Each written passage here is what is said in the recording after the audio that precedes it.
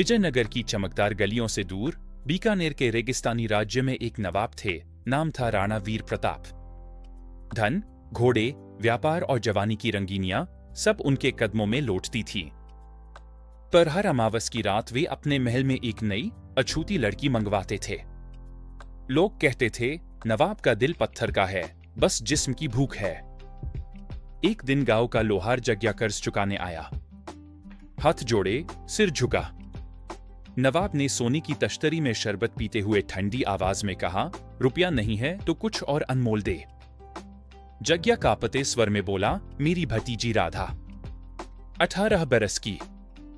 कभी पराए मर्द की परछाई भी नहीं पड़ी उस पर। नवाब ने आंखें सिकोड़ी। उसकी मर्जी से आए, वरना सौदा नहीं। अगले दिन जग्या ने राधा को तैयार किया। मौसी कमला ने डराया, जो कहे करना, वरना नवाब जिंदा नहीं छोड़ेंगे। राधा समझी नहीं कि होने क्या वाला है। बस इतना जानती थी कि घर में मना किया तो चाचा मौसी की लाठियां फिर चलेंगी। वह फटी पुरानी साड़ी में घूंघट निकाले कांपती हुई महल पहुंची। नवाब का कक्ष देखते ही उसके पैर जम गए। वीर प्रताप ने चांदी का दरवाजा बंद किया, कमरबंद ढीला किया और धीरे से बोले, घूंघट नीचे कर लो और दुपट्टा दांतों तले दबा लो, आवाज बाहर न जाए। राधा दीवार से सटकर बच्चों की तरह रोने लगी, मुझे मत मारो, मैं जो कहो करूंगी। उसका बदन इतना थरथरा रहा था जैसे रेगिस्तान में ठंडी रात का बवंडर आ गया हो। वीर प्रताप रुक गए।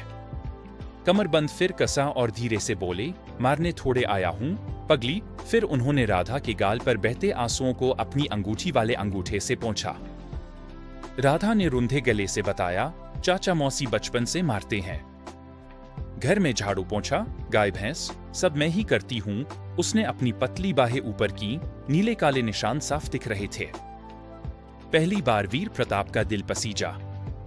उस रात राधा को कुछ नहीं हुआ। वह सोफे पर दुबकी सोई और नवाब सारी रात खिड़की के पास खड़े रेगिस्तान को देखते रहे।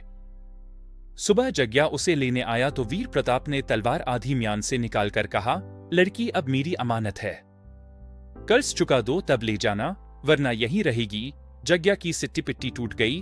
वह भाग खड़ा हुआ। राधा महल में रह गई। पहले कई दिन समी हर कदम पर मार की आशंका में सिकुड़ी रहती, पर नवाब ने कभी हाथ नहीं उठाया। धीरे धीरे वह रसोई में राजस्थानी गीत गुनगुनाने लगी, बगीचे में गुलाबों को सहलाने लगी। वीर प्रताप उससे घंटों बातें करते, उसकी छोटी छोटी खुशियों का ख्याल रखते।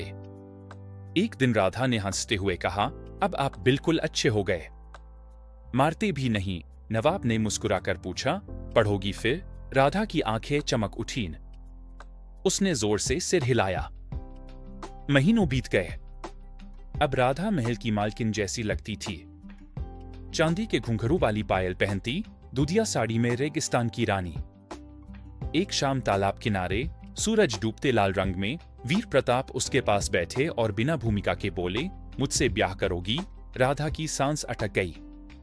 शर्मा कर बोली, पर मैं दहेज क्या दूंगी?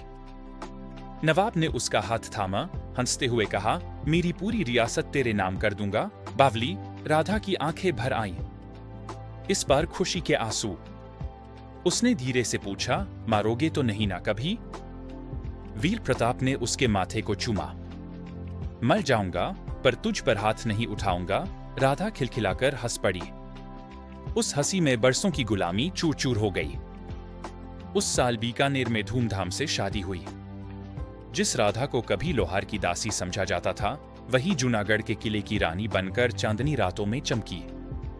और नवाब वीर प्रताप, जिसने कभी किसी को अपना दिल नहीं दिया था, वह दिल राधा के नाम लिखकर खुशी खुशी हार गए।